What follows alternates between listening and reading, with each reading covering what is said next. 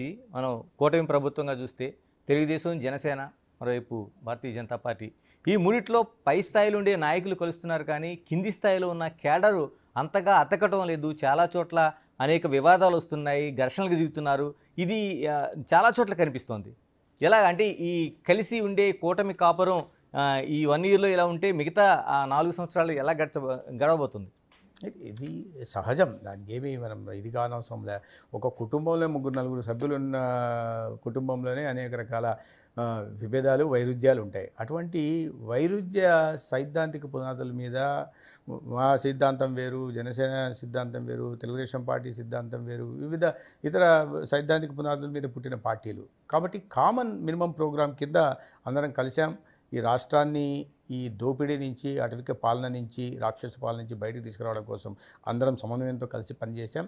దానికి అనుగుణంగానే నరేంద్ర మోడీ గారి ఆశీస్సులు, రాష్ట్రంలో దార్శనికత కలిగిన నాయకత్వం చంద్రబాబు నాయుడు గారు, ఆదరణ కలిగిన నాయకులు పవన్ కళ్యాణ్ అందరూ కలిసి తర్వాత ప్రభుత్వం అధికారులకు వచ్చింది. వచ్చిన తర్వాత ఈ కింద స్థాయిలో ఉండడం సహజం. ఇంత పెద్ద పార్టీలు, ఇన్ని పార్టీల్లో ఇన్ని కోట్ల మంది కార్యకర్తలు ఉన్న చోట చిన్న చిన్న వస్తుంటాయి. అయితే వాటిని పెద్దగా దాని గురించి పెద్దగా దానికి ప్రాముఖ్యత ఇవ్వాల్సిన అవసరం లేదు. కింద స్థాయిలో సహజంగా ఉంటాయి. ఎందుకంటే ఒకే చోట ఏదైనా ఒక కార్యకర్త కావాలన్నప్పుడు పార్టీలోనే ఉంటాయి. ఒకేటే పార్టీలోనే ఇబ్బందులు ఉంటాయి. నేను చెప్పే కుటుంబంలోనే ఇబ్బందులు ఉంటాయని. ఒకే చోట ఏదైనా బాధ్యత వచ్చింది అనుకున్నాం, పార్టీలో బాధ్యత కానీ, లేకుంటే ఏదైనా ప్రభుత్వంలో నామినేటెడ్ పోస్ట్ కానీ 10 మంది ఆశావహులు ఉంటే ఒకరికి వస్తుంది. మిగతా 9 మందిలో కాస్త అసంతృప్తి ఉండే మాట వాస్తవమే. అయితే దాన్ని ఏదో పెద్దగా భూతద్దంలో చూడాల్సిన అవసరం లేదు. ఇవన్నీ ఏదో పెద్ద సునామీ లాంటివి ఏం కాదు. టీకప్పులో తుఫాన్ లాంటివి తప్పిస్తే పెద్ద సమసిపోతాయి. నాయకత్వం నిరంతరం మాట్లాడుతుంది, సమన్వయం చేసుకుంటూ ఉన్నాం. కార్యకర్తలు ఎక్కడైనా ఇబ్బందులు వచ్చినప్పటికీ 3 పార్టీల అధ్యక్షులు మాట్లాడుకుంటున్నారు, వాటిని సరిచేసే ప్రయత్నం చేస్తూ ఉన్నారు.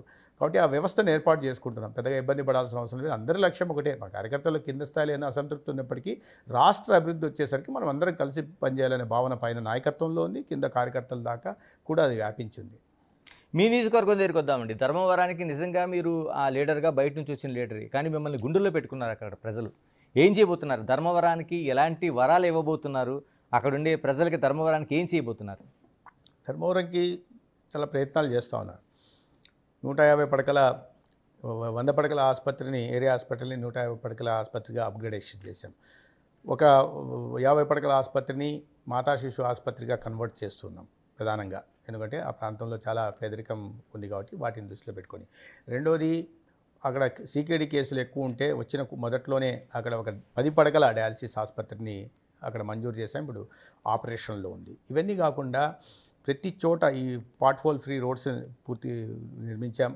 గ్రామాల్లో ఇవాళ సిమెంట్ రోడ్లు నిర్మిస్తున్నాయి. సగటున ఒక్కొక్క మండలంలో 4 కోట్ల రూపాయలతో జల్జీవన్ మిషన్ పనులు ప్రారంభమవుతున్నాయి. అనేక సంవత్సరాలుగా ఉంటున్న కరెంటు సమస్యలు తీరుస్తున్నాం. పోల్స్ కూడా ఉండేవి కాదు. ధర్మవరం పట్టణం బాగా ఎక్స్టెండ్ అయింది. వాటిని ఆ ఎక్స్టెండెడ్ ఏరియాలో 15 సంవత్సరాల నుంచి అదే పరిస్థితులు ఉన్నాయి. ఇవాళ అక్కడ మౌలిక సదుపాయాల కల్పన, సిమెంట్ రోడ్లు కానీ, డ్రైన్లు కానీ చేస్తున్నాం.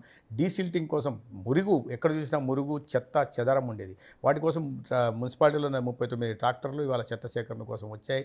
గ్రామీణ ప్రాంతాల్లో 14 ట్రాక్టర్లు చెత్త సేకరణ కోసం వచ్చాయి. డీసిల్టింగ్ అన్ని చోట్ల కాస్త అక్కడ వ్యాపారస్తుల్లో, రోడ్లలో కొద్ది ఇబ్బందులు ఉన్నాయి. ఎందుకంటే అసౌకర్యం కలుగుతుంది కాబట్టి డీసిల్టింగ్ చేయకపోతే ఆ మురుగునీరు అంతా ఎప్పుడు రోడ్లో వచ్చేది. ప్రజలు మాత్రం హర్షిస్తున్నారు. ఇవాళ ఆ మురుగునీరు మన వర్షం పడితే మురుగునీరు బయట రోడ్డు మీదకి రాదు. ఎందుకంటే సంవత్సరాలుగా కాలువలు పూర్తిగా నిండిపోయాయి లేదా కబ్జా చేసుకున్నారు. వాటిని అన్నింటినీ మారుస్తున్నాం. ఇవాళ ఒక చేనేతలు ఎక్కువ ఉన్నారు. చేనేతలు నన్ను ఆశీర్వదించారు కాబట్టి దాన్ని దృష్టిలో పెట్టుకుని మెగా హ్యాండ్లూమ్ క్లస్టర్ కూడా ప్రాథమికంగా మంజూరైంది. దానికి స్థల కేటాయింపు కూడా సమస్య ఏమంటే సరైన స్థలం లేకపోవడం వల్ల మార్కెట్ యార్డ్ నుంచి కూడా స్థలం తీసుకురావడం, దాంట్లో క్యాబినెట్ అప్రూవల్ అయిపోతూనే అక్కడ కూడా మంజూరైతుంది. అది పనులు కూడా మొదలు పెడతాం. దానివల్ల 29,000 మంది చేనేత కార్మికులకి అక్కడ లబ్ధి చేకూరనుంది.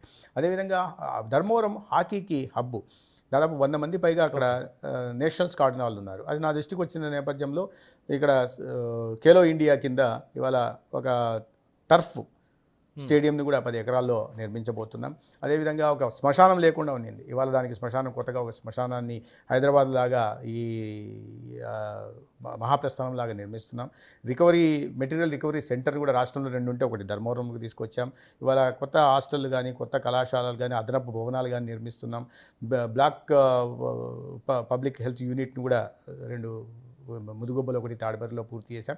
ఈ రకంగా అనేక కార్యక్రమాలు తీసుకుంటూ అనేక గ్రామాల్లో మా సొంతంగా మా ఎన్జిఓ ద్వారా కానీ లేదా సిఎస్ఆర్ యాక్టివిటీ ద్వారా ఆర్ఓ ప్లాంట్లు పెడుతున్నాం, స్కూళ్ళల్లో ఆర్ఓ ప్లాంట్లు పెడుతున్నాం.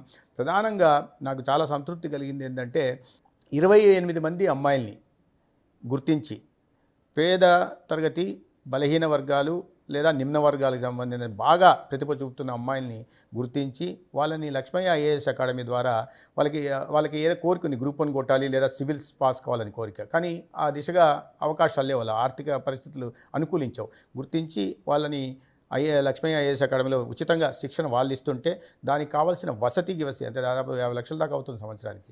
అవి నేను భరిస్తున్నాను. నా ఉద్దేశం ఏంటంటే అక్కడ మంచి చదువు చెప్పించాలని, అక్కడ పిల్లలు గ్రూప్ 1 సివిల్స్ కొట్టే వాళ్ళు పిల్లలు రావాలి, తద్వారా వాళ్ళ జీవనాలు మార్పు రావాలని మొదటి సంవత్సరంలోనే మెగా ఒక జాబ్ మేళా నిర్వహించి 5,300 అప్లికేషన్లు వస్తే దాంట్లో 2,400 మందికి 101 మల్టీనేషనల్ కంపెనీస్ కూడా వచ్చాయి. 106 కంపెనీలు మల్టీనేషనల్ కంపెనీలు వచ్చాయి. 2,400 మందికి ఉద్యోగం ఇవ్వగలిగాం. అదే ఏపీ స్కిల్ డెవలప్మెంట్ కార్పొరేషన్తో కలిపి అదనంగా 2,200 మందికి ఇప్పగలిగాం. ఇప్పుడు 24వ తేదీ కూడా ఒక జాబ్ మేళా పెట్టాం, కానీ క్యాబినెట్ మీటింగ్ రావడం వల్ల నేను పోలేని పరిస్థితి కాబట్టి దాన్ని డెఫర్ చేసి జూలై నెలలో పెట్టాలని. అంటే మంచి నాణ్యమైన విద్య అందించడం, తర్వాత వాళ్ళకి ఆ మంచి ప్రతిభ చూపుతున్న వాళ్ళని ప్రోత్సహించడం, ఆ తర్వాత ఉద్యోగాలు ఇప్పించడం, ఇది ప్రధానంగా పెట్టాం. యువత బాగుపడితే గ్రామాల్లో వారికి మంచి ఉద్యోగాలు, ఉపాధి అవకాశాలు కలిగితే వారి జీవితాలు అదే విధంగా బాగుపడతాయనే విషయం మనకు తెలుసు. అదేవిధంగా కృషి విజ్ఞాన కేంద్రం కానీ ఇతరత్ర CCRA కింద ఒక రీసెర్చ్ సెంటర్ని కూడా తీసుకొచ్చే ప్రయత్నం చేస్తున్నాం. ఒక 50 పడకల ఆయుర్వేద ఆసుపత్రి కూడా ప్రతిపాదన పంపడం జరిగింది. కేంద్ర ప్రభుత్వానికి పంపించాం. కేంద్ర ప్రభుత్వం నేష్ ఆయుష్మాన్ కింద మంజూరుకు ఒప్పుకుంది. ఇక్కడ ఫైనాన్స్ మినిస్ట్రీ, ఎందుకంటే HR ఇక్కడ ఇవ్వాలి కాబట్టి ఫైనాన్స్ మినిస్ట్రీ దగ్గర ఇక్కడ పెండింగ్ ఉంది. ఇవాళ ఉదయం కూడా నేను ఫైనాన్స్ మినిస్టర్ గారితో మాట్లాడడం జరిగింది. ఈ రకంగా అంటే ఏ అవకాశం ఉన్నా ప్రతి దాన్ని వాడుకునే ప్రయత్నం చేస్తున్నాం. వ్యవసాయ రంగానికి మరింత ఊతమిచ్చడం కోసం ఫార్మర్ ప్రొడ్యూసర్ ఆర్గనైజేషన్ వ్యవస్థను కూడా పటిష్టపరిచే ప్రయత్నం చేస్తున్నాం. అనేక సంవత్సరాలుగా పెండింగ్లో ఉన్న నిర్వాసితులకు చిత్రావతి కింద SC విలేజెస్లో ఉన్న వాళ్ళకి ఇవాళ కొన్ని సంవత్సరాలుగా 2006 నుంచి లభించిన లబ్ధి వచ్చిన తర్వాత ఇప్పించాం. ఇంకా కొన్ని చోట్ల నిర్వాసితులు ఉన్నారు, వారికి కూడా పరిహారం ఇప్పించే ప్రయత్నం చేస్తున్నాం. మౌలిక సదుపాయాల కల్పన, ఉద్యోగ కల్పన, ఉపాధి కల్పన, అదేవిధంగా సహజంగానే ఆరోగ్య శాఖ మంత్రిగా ఉన్నాను కాబట్టి ఆరోగ్య వ్యవస్థను మరింత పరిస్థితులను ఉచితంగా వైద్య శిబిరాలు నిర్వహించడం, ఇవి ప్రధానంగా వీటి మీద దృష్టి పెట్టాం. ఇతర ప్రాజెక్టులను కూడా తీసుకొస్తాం. ఒక బైపాస్ నిర్మాణం చేయాలనే దీన్ని కూడా ప్రతిపాదన కేంద్రానికి ఇవ్వడం, అనేక రకాలైన ప్రతిపాదనలు కేంద్రానికి ఇవ్వడం జరిగింది. ఈ మొదటి సంవత్సరంలో చాలా వరకు చేసాం, ఇంకా దాన్ని చాలా చేయాల్సి ఉంది. ఆ దిశగా కూడా ప్రయత్నం చేస్తున్నాం. మొత్తానికి నన్ను ఆశీర్వదించినందుకు నేను ధర్మవరం ప్రజల రుణం ఖచ్చితంగా తీర్చుకుంటా. ధర్మవరాన్ని ఒక ఆదర్శవంతమైన నియోజకవర్గంగా ఖచ్చితంగా తీర్చిదిద్దా. దాంట్లో ప్రజల సహకారం నేను కోరుతున్నాను. అయితే ఈ క్రమంలో నాకు బాధ ఏంటంటే, ఒకవైపు ఒక సంవత్సర కాలంలో చేసిన పనుల పట్ల కాస్త సంతృప్తి ఉన్నప్పటికీ అసంతృప్తి ప్రధానంగా ఏంటంటే ఎక్కువ సమయం కేటాయించలేకపోతున్నాను. 5-6 రోజులు కూడా నెలలో వెళ్ళలేని పరిస్థితి. ఎందుకంటే రాష్ట్రం మీకు తెలుసు అన్నీ మొత్తం 5,30,00,000 మందికి 24/7 పనిచేయాల్సిన ఇది కావడంతో అక్కడ పరిమితం ఎక్కువ కాలేని పరిస్థితుల్లో సమయం తక్కువ కేటాయిస్తున్నా. అయితే నిరంతరం అక్కడ 24 గంటలు నా కార్యాలయ సిబ్బంది, దానికి సంబంధించిన ఇన్ఛార్జు అందుబాటులో ఉంటున్నారు. ప్రజలు ఆ విషయాల్లో సంతృప్తికరంగా ఉన్నారు. అయితే ఒక కంప్లైంట్ ఏంటంటే ఇంకా పెంచితే బాగుండు, ఫ్రీక్వెన్సీ పెంచితే బాగుండు అని ఆ దిశగా నేను ప్రయత్నాలు చేస్తున్నాను. ఇలా పార్టీ సంబంధాలు ఎలా ఉన్నాయి నియోజకవర్గంలో? అటు టీడీపీ కావచ్చు, లేకపోతే అక్కడ టీడీపీ ఇన్ఛార్జిగా గతంలో ఉన్న పరిటాల శ్రీరామ్తో కావచ్చు, ఇలాంటి పార్టీ సంబంధాలు ఎలా ఉన్నాయి 2 పార్టీల మధ్య? పార్టీల సంబంధాలు బాగున్నాయి. నాయకత్వం విషయంలో మాకు ఏమీ భేదాలు లేవు, ఎటువంటి ఇది లేదు. బయట మాట్లాడుతుంటారు, కానీ పరిటాల శ్రీరామ్ గారితో కానీ లేదా జనసేన నాయకులు రాష్ట్ర ప్రధాన కార్యదర్శి కూడా చిలక మధుసూదన్ రెడ్డి గారితో కానీ సంబంధాలు బాగా ఉన్నాయి. ఎవరి పని వాళ్ళు చేస్తూ ఉన్నాం, సహకారం అందించుకుంటూ ఉన్నాం. అయితే కింద స్థాయిలో కొన్ని మీరు అన్నట్టుగా కింద స్థాయిలో చిన్న ఇవి ఉన్నమాట వాస్తవమే. ఎందుకంటే కొద్దిగా చేరికలు ధర్మవరంలో వైసీపీ నుంచి చేరికలు జరుగుతున్నాయి. ఆ క్రమంలో కాస్త రెసిస్టెన్స్ ఉంటా ఉంది. అయితే మేము కూడా ఏమంటున్నాం, పార్టీని విస్తరించాలి. ఏ రాజకీయ పార్టీ అయినా విస్తరించాల్సిన బాధ్యత ఆ పార్టీ కార్యకర్తల మీద ఉంటుంది. కాబట్టి ఆ విస్తరించే క్రమంలో మేము తీసుకుంటున్న వాళ్ళని ముందే చూస్తున్నాం. వాళ్ళని వెట్టింగ్ చేసిన తర్వాతే కరెక్ట్గా ఉన్న డ్యూ డిలిజెన్స్ తర్వాతే పర్లేదా వైఎస్ఆర్సీపీ పార్టీ నుంచి వస్తున్నారు అనేసరికి జనాలందరికీ వీళ్ళు వాళ్ళల్లో కాస్త మంచి వాళ్ళని చూసి గుర్తించి, అటువంటి వాళ్ళంటే సమాజం పట్ల కొద్ది సామాజిక బాధ్యత కలిగిన వాళ్ళని గుర్తించి వాళ్ళని తీసుకుంటున్నాం. ఆ క్రమంలో కొద్దిగా రెసిస్టెన్స్ అక్కడక్కడ ఉంటుంది. అదేంటి వైసీపీ నుంచి తీసుకుంటున్నారు కదా అన్న విధంగా. అది అంటే వైసీపీ నుంచి తీసుకుంటున్నారు, అంటే వైసీపీ నుంచి తీసుకుంటున్నారనే కంటే టీడీపీకి పూర్తిగా వ్యతిరేకంగా ఉన్న వాళ్ళని తీసుకుంటున్నారనేది ప్రధానంగా అక్కడ వినిపిస్తున్న వాయిస్. అది మీరు దీన్ని బట్టి ఆధారపడి ఉంటుంది. ఇప్పుడు ఉదాహరణకి కుప్పంలో కూడా వైసీపీ నుంచి వచ్చేసారు, మున్సిపల్ చైర్మన్ గతంలో ఉన్న వాళ్ళు. చాలా ఆరోపణలు ఉండేవి.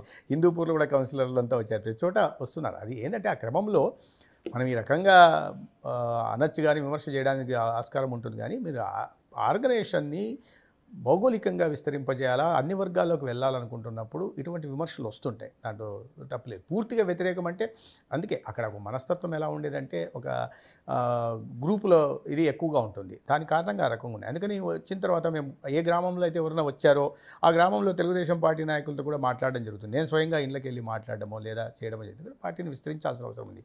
అక్కడ వైసీపీని బలహీనపరచాలనేది నా లక్ష్యం. ఓకే.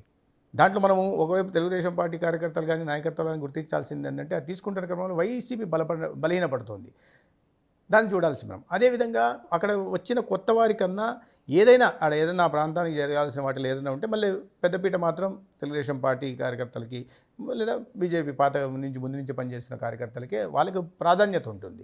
అది కూడా ముందే ఎవరైనా వస్తున్న వాళ్ళకి ముందే చెప్తున్నాం ఈ పరిస్థితి ఉంటుందని. వాళ్ళు కూడా అర్థం చేసుకుంటున్న వ్యక్తులనే తీసుకోగలుగుతున్నాం, లేని వ్యక్తుల్ని లేదంటే చాలామంది ఇంకా రావడానికి సిద్ధంగా ఉన్నారు, మేము వాటిని ప్రోత్సహించట్లేదు వాటిని.